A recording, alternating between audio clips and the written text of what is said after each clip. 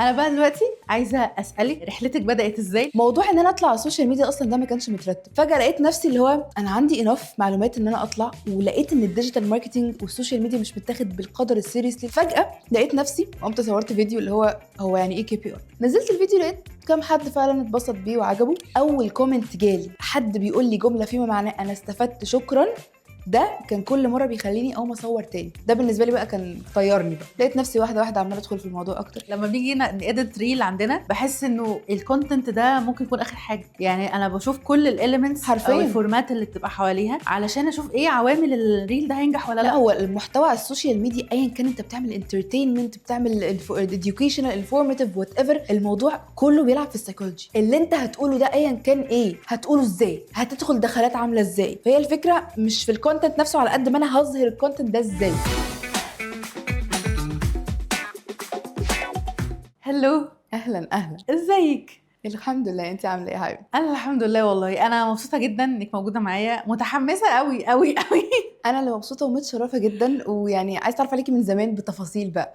فيلا بقى نخش نتعرف على بعض انا بقى اللي اكتر. عايزه اتعرف عليكي. يلا بينا. بصي، اولا انا عايزه اشرح لك اصلا اسم البودكاست ليه. مم. احنا سميناه جود انف علشان اوقات كتيره بنسال نفسنا بعد الساعه 12 هل احنا كفايه؟ هل اللي بنعمله ده كفايه؟ هل انا مثلا علشان بقول للناس معلومه او حاجه فده خلاص هو الناس مثلا ممكن تعتبرني اكسبرت او كده ولا لا؟ حلو قوي السؤال ده. كل يوم بلاقي انه في ناس بتبعت لنا اللي هو انا بحب الكونتنت بنمشي الرود ماب بتاعتنا، فاللي هو يا لهوي. عندك حق. ايه ده؟ فالفكره هنا انه من ساعه لما تابعتك الاول بصراحه على التيك توك، وكنت كان ايه بتظهر. الفيديو بقى بصي، اول هي حاجه؟ الفيديو شفت بتاع اللي بتطلعي فيها مع باباكي بتساليه حاجات. ياه. انا طبعا جدا. وكنت بحب ان الحاجه اللي انت بتعمليها بصراحه مش مصطنعه خالص. يعني انا لما بشوف ناس بحس، عارفه اللي هو الكرنج، اللي هو انت ليه مش حقيقي كده؟ بما باين قوي. يعني فاهمه، مع ان كل الاكسبرتس بتوع السوشيال ميديا عكس الكلام ده، اللي هو يقولك لا انت لازم تبقى حقيقي، لازم تبقى نفسك. ايوه، يعني اعمل كده ازاي؟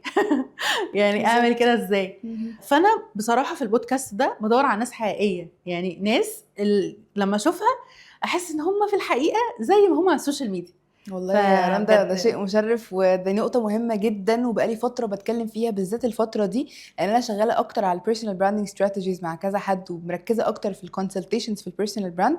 فدايما حتة إن أنا بتكلم في المصداقية ولازم تكون حقيقي، وإن مهما حاولت تفيك، أو مش عايزة أقول تفيك، مهما حاولت تتصنع أو تبان إن أنت مش أنت، بيبان والناس بتعرف وبيظهر.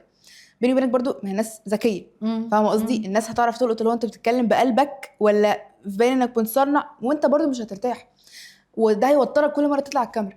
فحته ان انا جود انف دي، او ان انا اطلع بحقيقتي، لا دي مهمه جدا، ولازم ابدا اتعود عليها من الاول. بس طبعا طبعا مش هعرف ان انا اطلع بس بنفس طريقتي بالظبط في الحقيقه. اكيد غصب عني قدام الكاميرا عايزه اطلع باحسن شكل، بس احسن شكل بتاعي، مش ان انا اطلع بشكل مختلف تماما عن حقيقتي في الحياه. صح. اكيد قدام الكاميرا او في برنامج زي ما احنا دلوقتي هتكلم بشكل مهندم، اهدى شويه، ارقى شويه من طريقتي في العاده مع اهلي وصحابي وكده. طبيعي، ما احنا كل شخص عنده كذا فيرجن، عنده كذا نسخه ليه، بس كلهم بيكملوا الشخصيه دي، وشخص حقيقي يعني بيكملوا ان الشخصيه دي هي شخصيه واحده.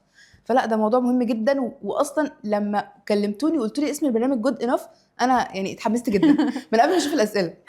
انا الاسئله بقى، يعني انا شخصيا وكل التيم بصراحه عايز اسالها، ومتاكده كمان كل الفولورز بتوعك لزاز زيك اكيد 100%. لسه واحد سائلني في الستوري، كنت نازله بستوري بحركه الايلاينر اللي بعملها دي، قال لي انا عايز اعرف انت بتعملي كده ليه يعني. ماشي. لا يعني بجد عادي براحتك. انا بحس ان انت مش بس اللي هو تمسكي الموبايل وتقولي كلام مش لا، في بالظبط. حاجات فعلا انا كنت بشوف ناس بيقولوا لي عارفه بجد بستفاد منها جدا، فاللي هو ايوه فعلا هي بتقول حاجه مفيده، وفي نفس الوقت مش مصطنعه، وفي نفس الوقت ما بحسش، عارفه في ناس بحب بالفوقيه شويه، لو انا عارفه اكتر منك، اللي هو لا ما بحسش الحته دي خالص. اقول لك على حاجه تستغربيها، وممكن ناس كتيره تستغربها. انا ما اقدرش اتجرأ لحد دلوقتي اقول على نفسي ان انا خبيره. الكلمه دي اللي هو لما اجي اقول مثلا انا خبيره كذا، بحس كلمه تقيله. يعني مهما الواحد وصل، انا مقتنعه بكده، مهما الواحد وصل، طبعا احنا متعلمين ده من اهالينا واحنا صغيرين، مهما وصلنا ومهما اتعلمنا، العلم مش كبير على اي حد، مش اكبر من اي حد، فهفضل اتعلم طول الوقت. بس يعني زون ان انا اقول ان انا خبيره كذا وان انا احسن واحده في كذا، انا كده مش خبيره. يعني دي ستيب نمبر 1، ان انا تقولي ان انا لسه مش ما وصلتش للليفل ده. ما فيش حد اكسبرت بيقعد يقول رايح جاي يقول على نفسه اكسبرت.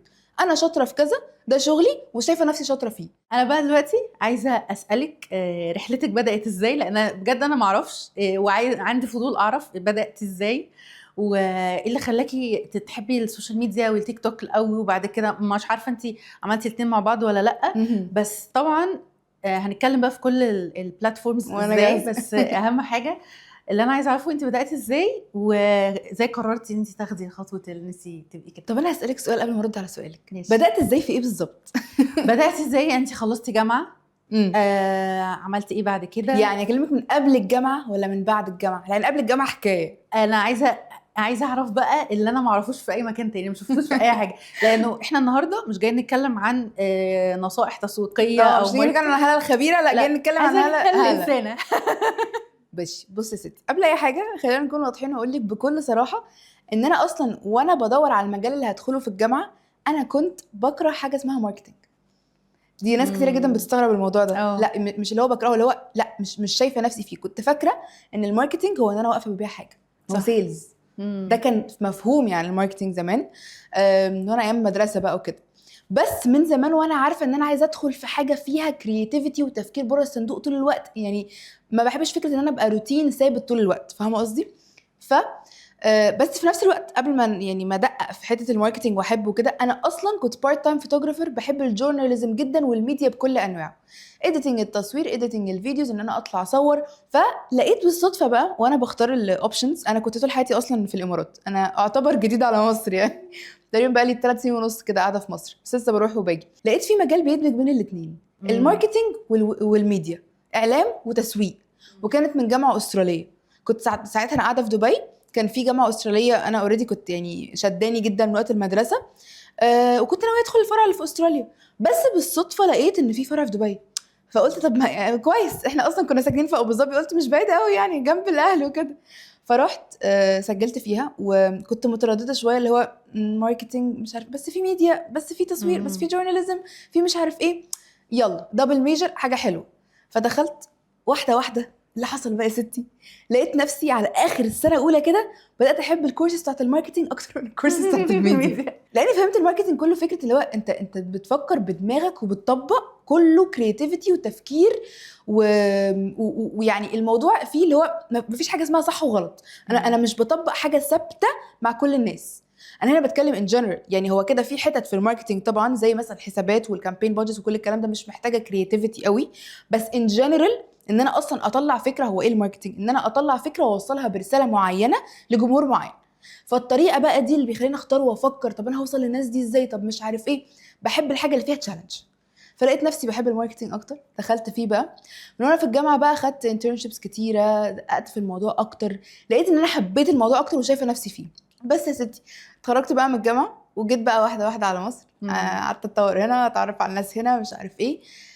انا من زمان وانا بحب فكره الببليك سبيكينج. حتى وانا في الجامعه كنت دايما مثلا بطلع بقى في الايفنتس، في التوكس اللي بتحصل في الجامعه، مش عارف ايه. كنت في الستودنت كونسل بريزيدنت، كنت بحب حته ان انا اظهر، بحب اطلع اللي جوايا، فاهمه قصدي؟ أيوه. لقيت بالصدفه وانا هنا لسه جايه مصر بقى ومش عارفه بدور على فرصه شغل واعمل ايه وكده، موضوع ان انا اطلع على السوشيال ميديا اصلا ده ما كانش مترتب خالص. فجاه لقيت نفسي اللي هو انا عندي انف معلومات ان انا اطلع، ولقيت ان الديجيتال ماركتنج والسوشيال ميديا مش متاخد بالقدر السيريسلي اللي زي ما هو متاخد بره. في مصر لا، ناس كتير جدا في حاجات كتير مش فاهماها. فانا قلت طب يعني عشان كنت في الفتره دي بقى حد بيسالني إيه عملتي ايه الاخبار، طب يعني ايه كذا، طب يعني ايه كذا. فكنت حاسه اللي هو لا، كذا حد بيقول لي انت شاطره جدا في الشرح، مش عارف ايه. فبس عمر ما حد قال لي اطلعي على السوشيال ميديا، ولا كانت فكره من حد. فجاه لقيت نفسي بالليل كده قاعده صورت، يعني قمت صورت فيديو اللي هو يعني ايه KPI عارفين. رحت صورت الفيديو نزلته من غير اي هدف. الاكونت اصلا البرايفت بتاعي، بس فتحته ولا ظبطت باي، ولا كان هدفي اعمل استراتيجي ولا اي حاجه. نزلت الفيديو، لقيت كام حد فعلا اتبسط بيه وعجبه. على فكره انا كنت بحضر بالليل الحاجات اللي بتعمليها لايف وكده. انا بقى طب دي حاجه غريبه جدا وسبحان الله حاجه حلوه ليه، لان انا اصلا كنت بصور بالليل بس. ايوه بيجي لي الحماس والكرياتيفيتي ان انا اصور بالليل. فبصي الخلاصه، اول كومنت جالي حد بيقول لي جمله فيما معناه انا استفدت شكرا، ده كان كل مره بيخليني اقوم اصور تاني وتاني وتاني. كان كل كومنت ورا كومنت اللي هو انا فعلا قادره افيدك او اساعدك او مثلا اوصل معلومه انت تستفيد وتعرف تطبقها في جامعتك في دراستك في شغلك ايا كان. ده بالنسبه لي بقى كان طيرني بقى. لقيت نفسي واحده واحده عماله ادخل في الموضوع اكتر، مش عارف ايه. عملت بقى استراتيجي لو قلت طب خلاص اخده بجد بقى وبس، ودخلت في الموضوع. ومن ساعتها وانا حابه الفكره دي جدا جدا، فكره ان انا فارقه ان انا بساعد حد كمبدا عامه. بس حلو قوي يعني تحفه. انا ما اعرفش كل القصه دي بصراحه، فانا مبسوطه ان احنا سالنا السؤال ده. السؤال التاني بقى هو انه دلوقتي في ناس كتيره قوي عندها اصلا الخوف من ان انا افتح الكاميرا واتكلم، ولا انا عندي حاجه اقولها ولا لا.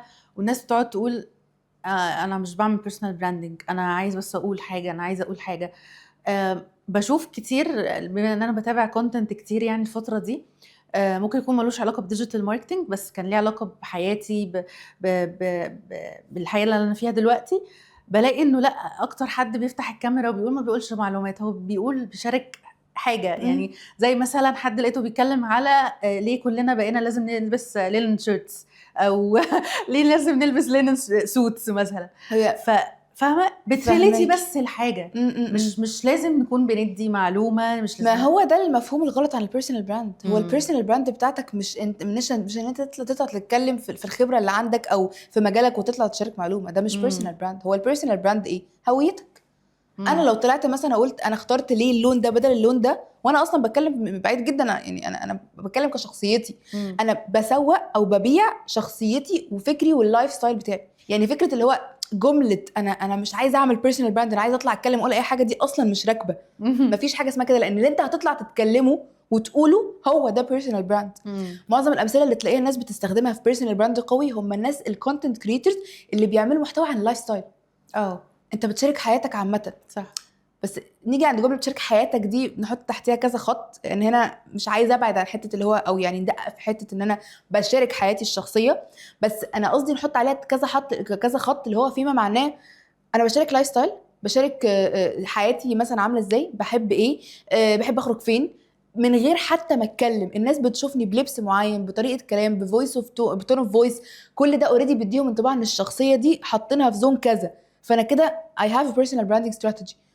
ففكره personal brand مش ان انا اطلع اقول معلومه. فاهمه قصدي؟ يعني مثلا اديكي مثال، دكتور نورهان قنديل نادرا جدا لما تلاقيها تطلع تقول معلومه بمعنى معلومه. بتشارك لحظات مع ولادها، صح. مع والدتها ربنا يا رب يديها الصحه، وهي بتطبخ مثلا ولا بتعمل لنا السالادز والماتشا وكل الكلام ده، هي بتشارك اللايف ستايل. فالناس اشترت اللايف ستايل ده. فاهمه قصدي؟ اشترت الفكره بتاعه دكتور نورهان قنديل، حطيتها تحت لايف ستايل معين. فاهماني؟ فهي الفكره مش ان انا اعمل بيرسونال براند، لا انا مش حاسه ان انا عايزه اطلع البس بدله وبروفيشنال واقول معلومه.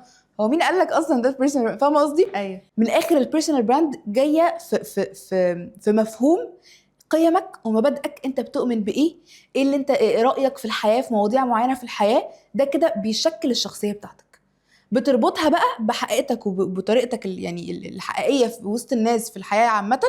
لو انت عايز تقول معلومه تضيف حاجه، ده كله بيتكون تحت البيرسونال براند بتاعتك. فاهمه قصدي؟ يعني ان انا اديكي مثال، ان انا اختار ان انا اصور مثلا فيديو واقول فيه معلومه في مكان معين، وانا لابسه لبس معين، مستخدمه تيرمز معينه، بشرب درينك معين، ماتشا بقى وات ايفر. فاهمه قصدي؟ الايديت مثلا اللي بستخدمه، كل ده بيشكل الهويه بتاعتي قبل المعلومه اللي انا بقولها في الفيديو. فاهمه قصدي؟ صح. بس يا ستي فاهمه جدا. انا عايزه اقول لك انه لما بيجي نedit ريل عندنا، بحس انه الكونتنت ده ممكن يكون اخر حاجه. يعني انا بشوف كل الاليمنتس او الفورمات اللي بتبقى حواليها علشان اشوف ايه عوامل الريل ده هينجح ولا لا. هو المحتوى على السوشيال ميديا ايا كان، انت بتعمل انترتينمنت، بتعمل educational انفورماتيف وات ايفر، الموضوع كله بيلعب في السايكولوجي. صح. اللي انت هتقوله ده ايا كان ايه، هتقوله ازاي، هتدخل دخلات عامله ازاي، بستايل فاهمه قصدي؟ فهي الفكره مش في الكونتنت نفسه على قد ما انا هظهر الكونتنت ده ازاي. انا ممكن اطلع بشكل ثابت جدا قاعده قدام كاميرا بلابسه بدله واقول مثلا 3 حاجات هيساعدوك تتطور في حياتك المهنيه مثلا، وبنفس الطريقه اقول، يعني قصدي بنفس المعلومه اقولها بس بطريقه مختلفه تانية، وكل مثلا لقطه بقولها في سيتنج معين، لابسه حاجه معينه، بهزر، بضحك، في الروح بتاعتي، فاهمه قصدي؟ ده غير ده، يعني انا بقول نفس المعلومه بس ده بيكون هويه اكتر والناس بتتفاعل معاه اكتر، لان السوشيال ميديا في الاول وفي الاخر ايه؟ سوشيال ميديا، منصه تواصل صح. اجتماعي. الناس بتبقى قاعده زهقانه، انا بسكرول، اللي هيشدني ايا كان المعلومه فيه ايه هو اللي هتفرج عليه. صح. ففي عوامل كتيره جدا بتشدني قبل المعلومه، عشان كده يقول لك هوك ومش عارف ايه وسايكولوجي كده. بس انا بالنسبه لي بشوفها ازاي؟ في فرق بين الايديت العادي ان انا اعمل كاتس والفيرست كاتس، عشان انا داخله في الايديت شويه، صح. فيرست كاتس والهارش كاتس والمونتاج وكل الكلام ده، وفرق بين السايكولوجيكال ايديت على السوشيال ميديا. فاهمه قصدي؟ بس فاهمه جدا. طيب احنا اتكلمنا على الهويه، واتكلمنا على الحاجات اللي ليها علاقه بالبيرسونال براند، بس بتشوفي كده انه حتى لو انت عندك دلوقتي عدد فولورز، وبتلاقي مثلا حد تاني عنده مثلا اكتر او اقل او بيقدم حاجه مختلفه، بتحسي بنوع اي نوع من المقارنات؟ او عمرك سالتي نفسك هو هل ده الكونتنت ده احلى او الكونتنت ده احلى؟ بصي بصراحه ما بقاش طبيعيه، ما بقاش هيومن طبيعيه لو ما حصلش ده غصب عني، حتى لو بيني وبين نفسي. مش بس في السوشيال ميديا، احنا غصب عننا بنقارن نفسنا بناس تانية بهدف ان مثلا عايزه اتطور، عايزه اعرف. طب انا يعني مثلا انا هقول لك على حاجه، انا لو مش عايزه اقول هقارن، انا لو هقيم ادائي مقارنه باداء حد تاني بيكون هدفي عشان اعرف طيب انا عايزه اتطور او انا واقفه عند انهي نقطه، فابدا واحده واحده اطور من نفسي. بس الغلط بيجي فين او تعديه الحدود بتيجي فين في المقارنه؟ ان انا احس ان انا عايزه اكون مكان الشخص ده. دي بتبقى غلط كبير جدا، والموضوع بيدخل من جوه بقى. لا انت لازم تغير المايند سيت ده.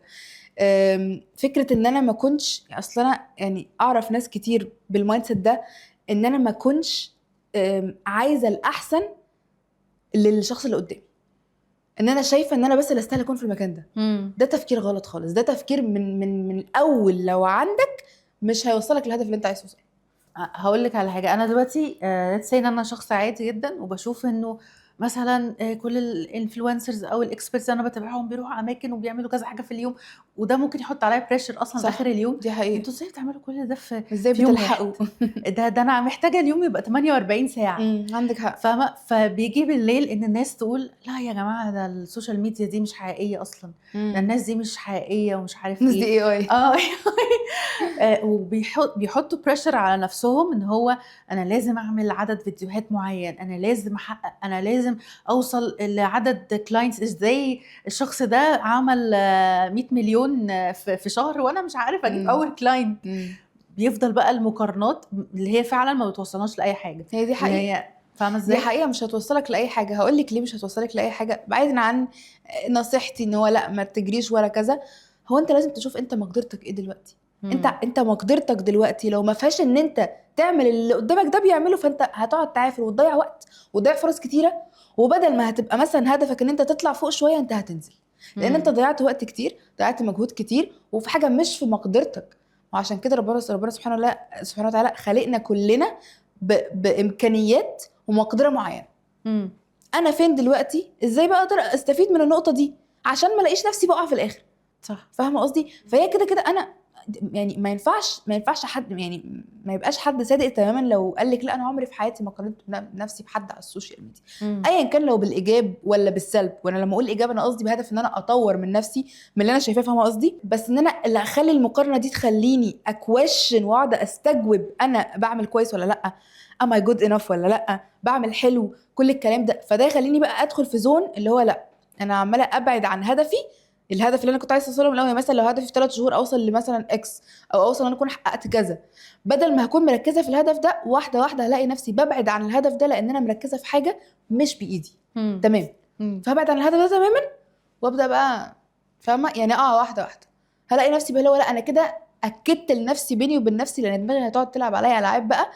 انت فعلا اكدت لنفسك انت مش هتقدر، فانت مش هتقدر تعمل اللي كنت بتعمله دلوقتي، ولا هتقدر تعمل حاجه قدام. صح. فاهمه قصدي؟ دي حقيقه. طبعا اكيد قارنت نفسي كتير، بس عمري ما خليت المقارنه تخليني احس اللي هو طب يعني اللي انا بعمله ما بيفيدش كفايه. عارفه بعمل ايه لما بحس بكده؟ برجع اشوف انا ساعدت قد ايه ولا قصرت في قد ايه الفتره دي، ودول بالنسبه لي كفايه. بقارن زمان كنت عامله ازاي في الاول مقارنه بدلوقتي، فشوف انت فين دلوقتي اللي انت تقدر تقدمه وطور منه. خد اللي انت بتشوفه على السوشيال ميديا كانسبيريشن، كالهام، بس مش انه ينزلك. عايزه اعرف بقى لما ابتديتي تتعرفي ويبقى عندك فولورز اكتر، قلتي ايه لاهلك، او اهلك شايفين الموضوع ده ازاي؟ عشان احنا كناس بتشتغل في الديجيتال ماركتنج، انا مامتي ما كانتش عارفه بتعمل ايه لحد ما بقينا في شهر رمضان وبقوا يقعدوا على التلفزيون مثلا يشوفوا ايه ده اعلانات زي اللي رندا بتعملها، فبقوا مدركين انه في اعلانات دي حاجه زي اللي ما رندا كانوش بتعملها. فاهمين القيمه او الاهميه اللي احنا بنعمله بالظبط. فقلت لهم ازاي وازاي طلعتي باباكي بص انا هقول لك على حاجه بصراحه، يعني هو انا بشخصيتي انا عندي حته الاندفاع شويه، ان انا عايزه اعمل حاجه باخد القرار. عشان كده قلت لك ما كانش عندي بلان معين ان انا اطلع على السوشيال ميديا عامه. فخدت القرار في يوم وليله، قعدت شهور ما كنتش قلت لبابا ولا اي حاجه خالص، بابا ما كانش يعرف. قلت لماما بس، مش عشان حاجه اكتر ما انا كنت عايزه اوصل لحته اللي هو انا عملت وحققت واحده واحده. بص انا عملت وجبت مش عارف ايه، عشان ما حدش يقول اللي هو لا خلاص انا عملت، فاهمه قصدي؟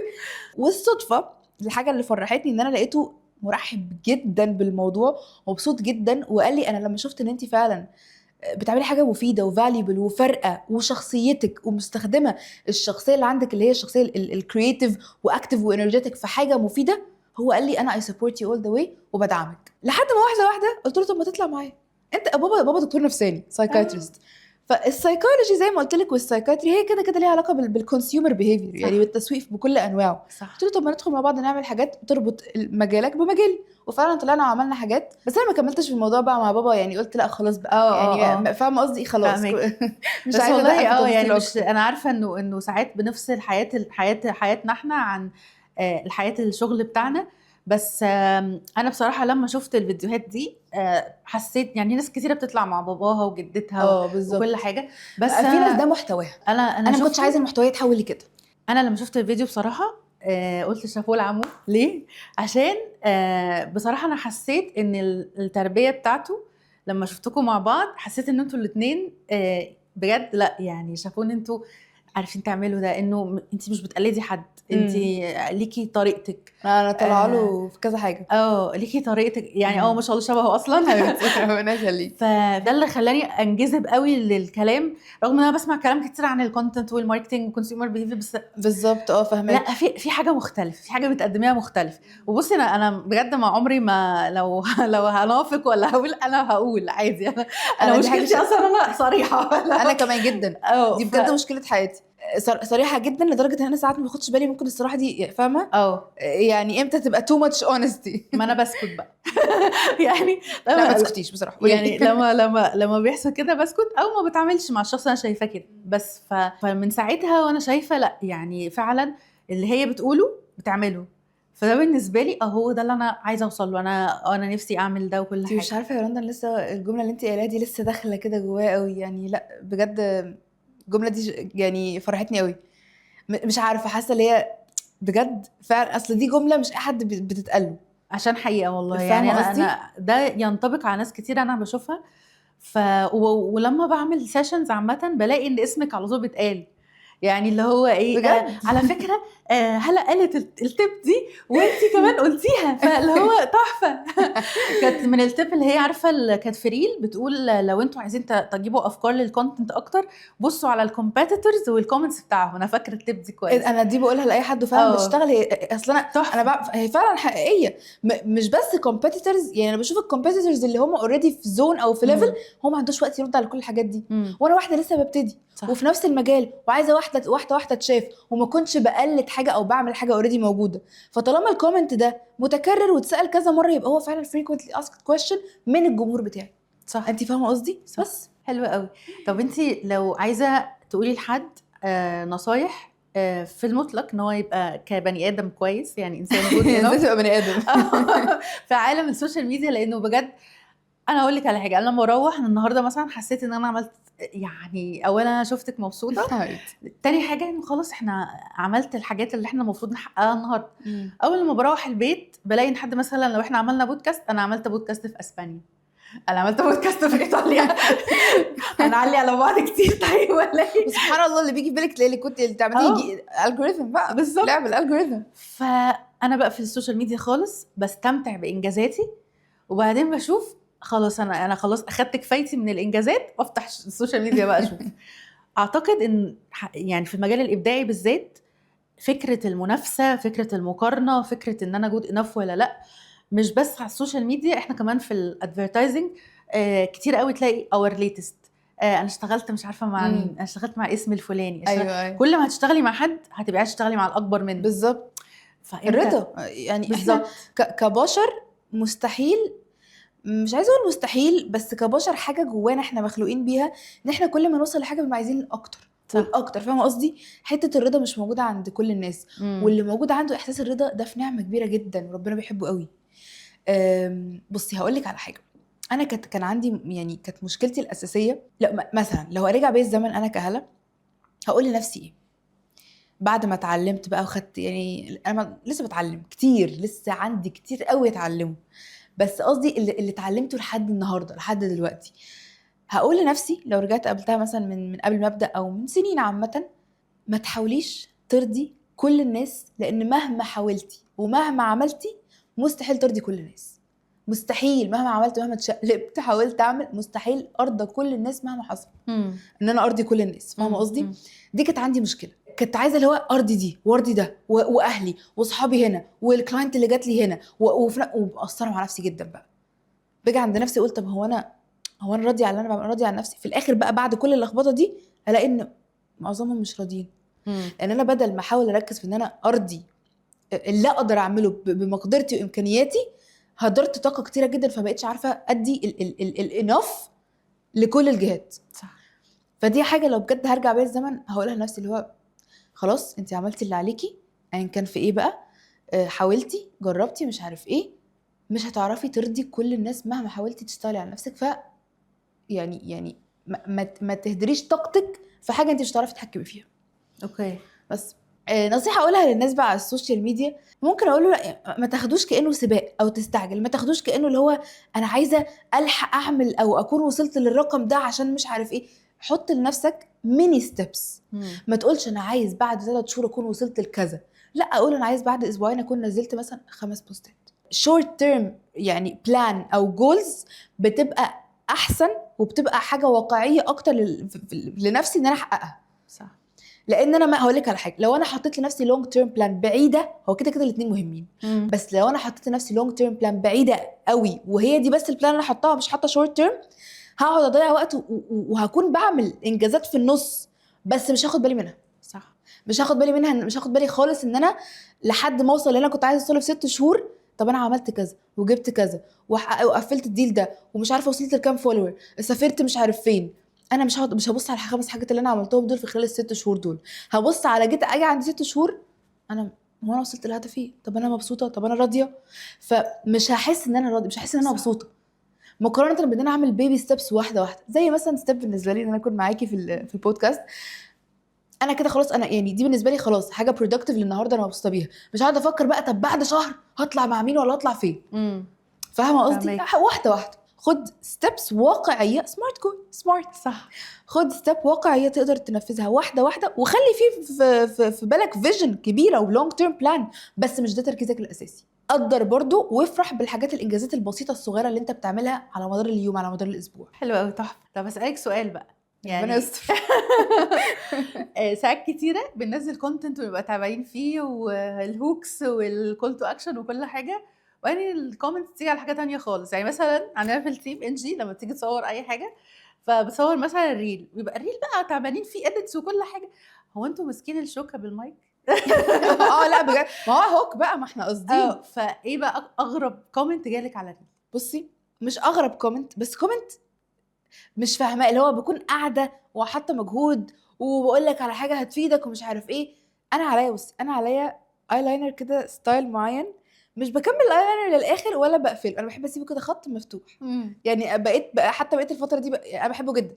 كنت في الاول انا بعمله من زمان، بس كنت في الاول متردده ان انا اظهره قوي على السوشيال ميديا قوي، لقيت ان انا خلاص ما هي دي شخصيتي، انا فعلا كده في الحقيقه. فاهم قصدي؟ فجلست جاي لي كومنت من قريب جاي بتكلم في موضوع عميق بقى، بقلبي. واحد جه قال لي انا عندي سؤال اعمق، هو انت ليه عينك كده؟ يعني ايه ليه عيني كده؟ يعني هو ايه اللي يعني ايه؟ مش فاهمه قصدي. ليه يعني ليه عامله الايلاينر كده ومختاره لون ازرق؟ قصده بقى قصده. بس انا لا يعني ما بتضايقش من الكومنتس دي، بالعكس الكومنتس دي بالنسبه لي بتضحكني. ناس ممكن تاخدها بطريقه اللي هو انت بتجادج شكلي وشخصيتي ومش عارف ايه، انا بالنسبه لي بضحك عادي. طب ما هو انا، ما احنا غصب عننا برضو ممكن نجادج شكل حد مش بطريقه وحشه بس طريقه فاني، اللي هو لابس كده ليه، هو طالع مش عارف ايه ازاي بالطريقه دي، فاهم قصدي؟ فعادي باخدها بطريقه اللي هو بضحك، اللي هو ماشي يا عم تسلم ايدك، اروح ارد عليه اقول له هو عشان انا كده عشان بحبه. فكومنتس زي كده بتبقى غريبه شويه معايا. في مرحله من مراحل حياتك حسيتي ان انت مثلا بالفشل او كده؟ كلمه تقيله عارفه. بس هقولك على حاجه قبل ما ارد على السؤال ده، انا مش مقتنعه بكلمه فشل. انا لو هغير الكلمه دي هسميها حاجه اتعلمت منها. احنا جايين الدنيا نتعلم في كل حاجه. ففكره ان انا اقول انا حاسه ان انا فشلت في اللي انا عملته ده، لا، انا ما استحقش لنفسي ان انا اقول لنفسي كده. ليه؟ انا مش متوقع ان انا اكون عارفه كل حاجه في الدنيا، مش متوقع ان من كل مره ولا تاني مره وساعات ولا تالت مره ان انا اعمل حاجه بيرفكت او حلوه يعني، فاهمه قصدي؟ فلا، انا عايزه اغير الكلمه دي، اخليها مش فشل، اخليها حاجه اتعلمت منها، حاجه ما عملتهاش بشكل كويس اتعلمت منها. هل بقى حصل زي كده؟ طبعا حصل زي كده كتير، ولسه من قريب حصل ان انا حسيت ان انا اخترت نفسي على ان انا اختار الاحسن لكلاينت معين. كلاينت دي عزيزه عليها جدا جدا من زمان، اخترت مش نفسي، اخترت اللي انا شايفاه من وجهة نظري من غير ما احسب كل الريزلتس ولا كل الحاجات التانية الجانبية اللي ممكن تحصل. قلت لا، انا حاسه ان انا عايزه اعمل كده، فاهمه قصدي؟ مش حاسه ان انا عايزه اعمل كده على قد ما الموضوع كان جاي بالنسبه لي بهدف نيه صافيه.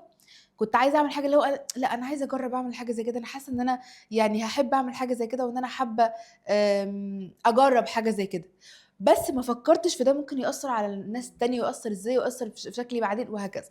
فدي حاجه انا اتعلمت منها، ان انا ساعات غصب عني وكلنا ممكن احس في زمن ان انا ممكن في فتره اختار نفسي من غير ما اقيس بقيه الحاجات اللي حواليا، هل ده ممكن ياثر عليه، هل ده ممكن يزعل. ولما اقول اختار نفسي، انا هنا مش بتكلم على انانيه ولا ايجو، انا قصدي اختار اللي انا شايفاه من غير ما اقيس بقيه الحاجات ممكن تحصل ازاي، فاهمه قصدي؟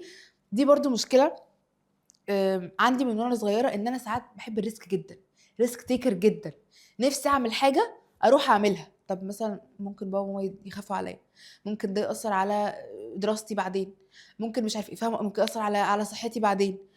فده لو هقول لنفسي، او مثلا حاجه بالنسبه لي حسيت اللي هو قعدت مع نفسي بعد ما الموضوع او القرار خدته، انا ليه عملت كده؟ ليه ما قستش الدنيا صح؟ ليه ما فكرتش في كل الناس؟ ليه ما فكرتش انا ممكن ازعل مين قبل ما اخد القرار ده؟ فدي بالنسبه لي كانت نقطه، مش عايزه اقول فشل على قد ما اقول اللي هو نقطه انا اتعلمت منها. طيب انت قلتي ان في اوقات ساعات ممكن نكون احنا اخدنا قرارات مش عارفين نتائجها، فده طبيعي. طبعا ده طبيعي جدا. طبعا. انت طلعتي من ده امتى، او اخدتي وقت قد ايه؟ يعني هقول لك مثال. انا مثلا اول حياتي رحت انترنشيب في شركه كبيره، كنت بحلم اشتغل فيها، كنت بحلم. اول لما رحت المدير جه بعد شهر من ان انا موجوده هناك، قال لي رندا انت مش تدخلي معانا. فطبعا ده كانت صدمه، لان شركه بحلم بيها. فبعد كده حسيت انه لا، انا صحيت الصبح انا مش هقف عند هنا. قمت وقدمت في كذا شركه وكذا، ما قدرتش. ما تعرفيش السبب؟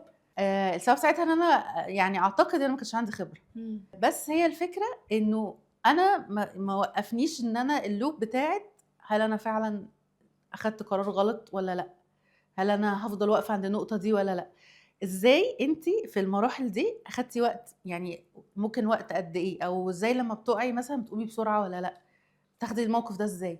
بصي هقولك على حاجه، هو الفكره اصلا عشان يعني ارد لك رد واضح على السؤال ده، ومش ليا انا بس، هو ده بيحصل معايا وده بعمله مع نفسي، بس برضو لكل الناس حابه اقول الموضوع ده.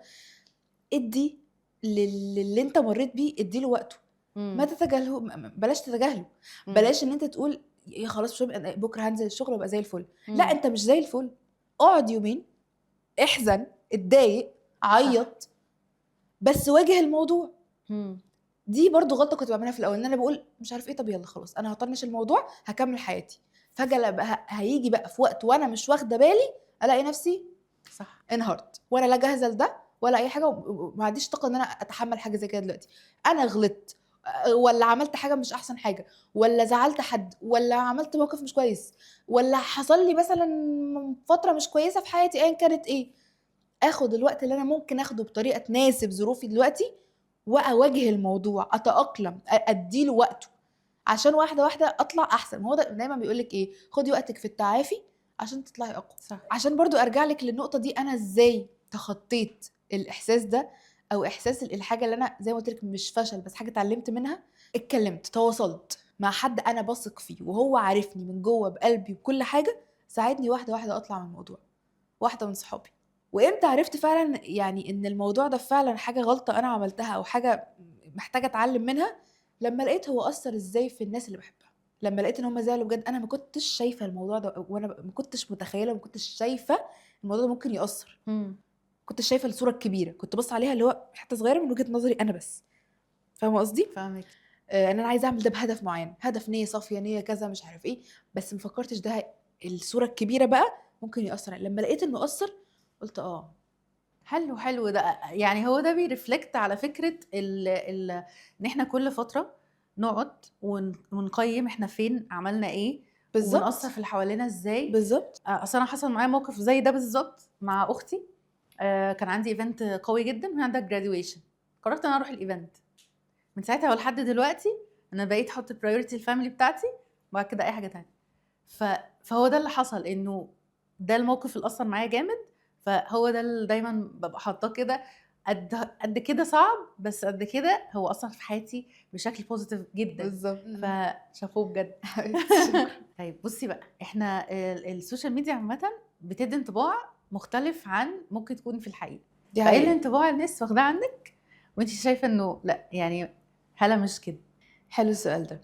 بصي، ناس كتيرة فاكرة ان هي اول ما تقابلني، يعني لما بتيجي تقابلني بتلاقي الموضوع مش كده، فاكرة ان انا شخصية سيريس جدا.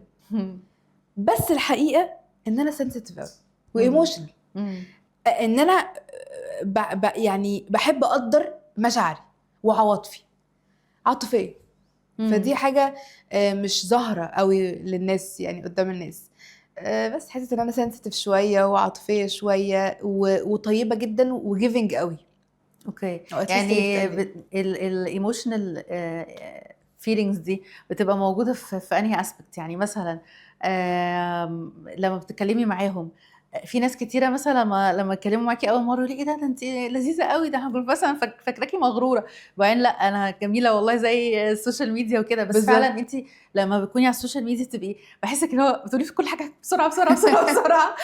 طب اصبري، طيب انا عايزه اكونكت معاكي. بس فيرسز ان انا لما شفناكي حتى في الايفنت لا لذيذه موت، بتقعدي تتكلمي معانا. فساعات السوشيال ميديا ما بتبقيش مديه الانطباع الصح. احنا يا دوب بندي نبذه عن الشخصيه دي، بس برضه ما بعدناش قوي. فاهمه قصدي؟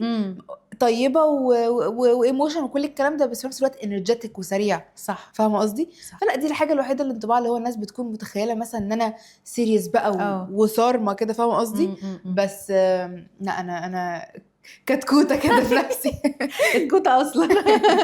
بس تيجي تقولي ايه ده، انا كنت فاكراكي مش عارفه ايه، طلعتي بيبي خالص. فدي برضه حاجه تانية. حلوه قوي. طيب هل انت يعني احنا في كل حياتنا في مراحل كتيره بنبقى نسخه معدله من نسختنا الاساسيه، صح. قد ما نوصل بقى ايه بالظبط. دي حقيقه، انت قلتيها بطريقه حلوه قوي. احنا نسخه معدله من نسختنا الاساسيه، بس هي نسختنا برضه. صح. بتحسي ان انت بتحطي لنفسك مايلستونز، او بتحسي ان في كذا اديشن من هلا، انا اديشن ده عجبني والاديشن ده هطور فيه حاجه، زي الاي اي كده واللي بيحصل بالظبط. فيه والابديتس وكده. فايه الحاجه اللي هل انت وصلتي للمرحله دي ولا انت عايزه تتطوري اكتر وتوصلي اكتر؟ لا، ما اقدرش ارد على الاجابه دي بكل صراحه.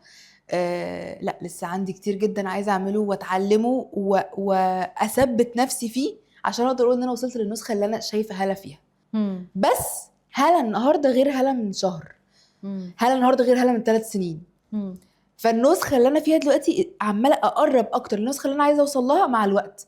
بس عشان ابقى واضحه، ساعات كتير حتى لما احس ان انا اقرب اكتر هلاقيني في فتره برضو رجعت لورا خالص بحاجه مثلا عملتها او طريقه تفكير او مايند سيت معين غيرته او مثلا loss of motivation جالي، فبدل ما كنت قربت للنسخه اللي انا عايزه اوصل لها لا بلاقيني بعدت اصلا 10 خطوات ورا. وعلى فكره ممكن اقول لك بكل صراحه ان في ناس كتيره مهما وصلوا وعملوا يحسوا اللي هو لا برضو يعني مش ده اللي انا كنت عايزه اوصله، مش دي النسخه اللي انا كنت عايزه اوصلها، لان انا ما ينفعش اشكل نسخه كامله بنفسي تماما ان هو ده اللي انا عايزه اعمله. في حاجات هتحصل غصب عني، في حاجات همر بيها هتغيرني وتغير طريقه تفكيري. غير برضو ان نقطه مهمه جدا ودي حاجه ناس كتيره بتنساها، اللي انت شايفه عن نفسك او اللي انت شايف النظره اللي انت شايفها لنفسك غير اللي ده واللي ده شايفه واللي ده شايفه واللي ده شايفه. يعني ممكن يكون 4 شايفينك كل واحد بطريقه مختلفه غير اللي انت شايفه لنفسك. صح. فدي نقطه تانية برضو، النسخه اللي انا عايزه اوصلها، عشان ارد على السؤال ده برضو، انت بتقولي النسخه اللي انا عايزه اوصلها لمين؟ ليا ولا اللي انا عايزه اوريه للناس؟ لان انا غصب عني وانا لوحدي هبقى حاجه وانا قدام الناس هبقى حاجه، لان انا عايزه اظهر احسن حاجه فيا. فالسؤال ده جنرال، ما اقدرش اقول لك بكل وضوح انا وصلت او لا لسه ما وصلتش. ليه كذا اسبكت، كذا زاويه، كذا بوف. صح يا لهوي كذا بي او في. لا بجد ليه كذا بوينت اوف فيو. صح. من وجهه نظري انا، صح. من وجهه نظري امي اللي خايفه عليا، من وجهه نظر اخويا، من وجهه نظر صاحبتي، من وجهه نظر الكومبيتيتور مثلا بتاعتي. فاهمه قصدي؟ في كل واحد هيبص عليها بطريقه مختلفه. صح. فاشوف النسخه اللي ترضيني انا، بس مع سبايسي كده شويه الحته اللي انا عايزه اظهرها للناس بس هتبقى حقيقيه. حلو. بس احنا عامه لما بنيجي نشتغل مع حد ساعات احنا قصاد كل 10 كومنتس بوزيتيف في كومنت بيطلع نيجاتيف. صح. وخصوصا بقى الكومنت ده بيجي من كلاينت. صح. اوقات كتيره الكلاينت ممكن يهد كل اللي احنا بنبنيه في نفسنا من جوانا، احنا جود انف، ان احنا شاطرين، ان احنا انرجيتك، ان احنا كل حاجه بوزيتيف، وفجاه يقول هو ايه اللي انت بعتها ده؟ حصلت كتير ولسه حاصله من يومين. لسه حاصله من يومين مع كلاينت فعلا.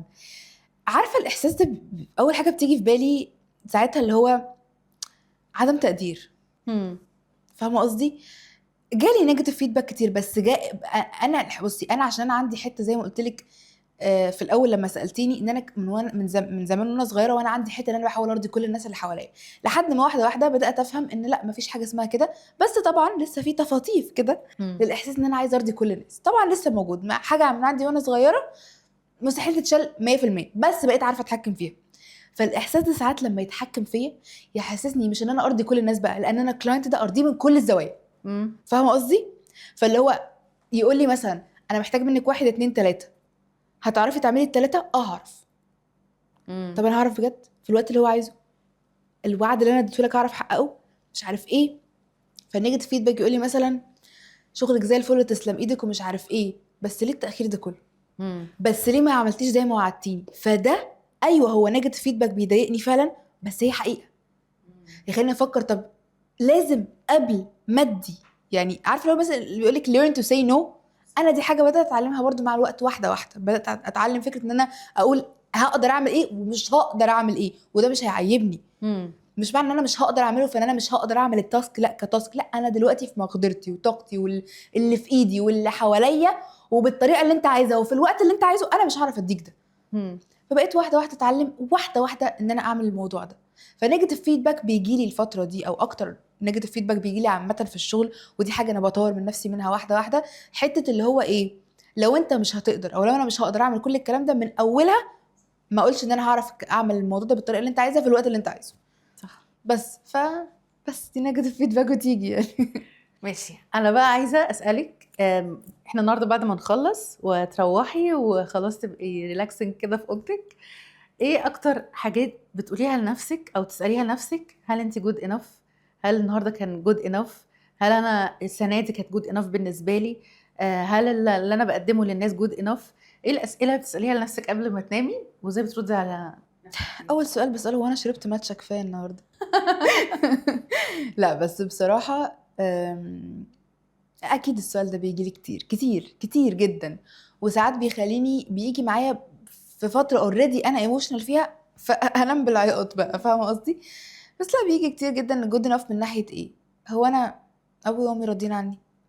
هو انا مع السحله اللي انا فيها في الدنيا والحياه، وعايزه اجري هنا واروح الايفنت ده واعمل مش عارف ايه كده، بقضي وقت كفايه معاهم، بديهم اللي هم محتاجينه منه. يجي لي بقى فكره اللي هو ايه ده، انا خالتي كلمتني النهارده ما رجعتش كلمتها، هتزعل، طب مش عارف ايه، هل انا علاقتي باخواتي كويسه، علاقتي بنفسي، علاقتي بربنا. بس عارفه بقى بتخطاه ازاي؟ لما الاقي فعلا ابص بعيني اللي هو انا كان عندي تفكير زمان او زمان كنت في حياتي مثلا كنت يعني كان هدفي من الاول ان انا عايزه اجري واعمل واحقق ده واعمل مش عارف ايه كده. كان السبب ده اللي خليني عايزه اجري ومستعجله ان انا كنت عايزه اثبت ان انا شاطره ومتمكنه واقدر اعمل 1 2 3، اثبت للي حواليا بقى ايا كان. صح. امتى الاحساس ده بدا يتشال، احساس اثبات النفس، احساس ان انا اثبت للي حواليا او لناس معينه ان انا متمكنه ومقتدره من حاجه معينه؟ لما فعلا للحظه سكت كده وهديت وبصيت قدامي لقيت ان انا فعلا انا مش محتاجه اثبت، لان انا فعلا ايه ده، طب ما انا شاطره في اللي انا عملته، انا فعلا عملت ده بنفسي وطلعت شاطره فيه. صح. لما شفت الريزلتس بنفسي، لما شفت البوزيتيف فيدباك بنفسي، لما شفت نفسي بنفسي اللي هو انت عملتي كده وعرفتي تخصصي الوقت ده وعرفتي تحققي ده، ساعتها قلت الاحساس بقى اتغير من ان انا هدفي ان انا اثبت، لان انا لا، انا مش هدفي ان انا اثبت، انا امشي بالبيس بتاعي لان انا فعلا شاطره.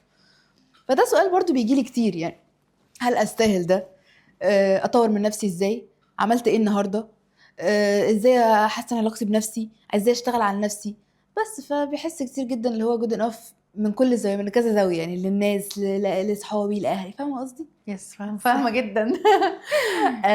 هل انا كنت مبسوطه قوي معاكي النهارده بجد، وحاسه ان احنا اتعرفنا عليكي بشكل جديد، علشان انا اوريدي بحب الكونتنت اللي بتقدميه جدا، بس كنت حابه اعرفها فعلا هي كتكوته كده ومقطقطه ولا طب وطلعت ايه؟ كتكوته مقطقطه خالص.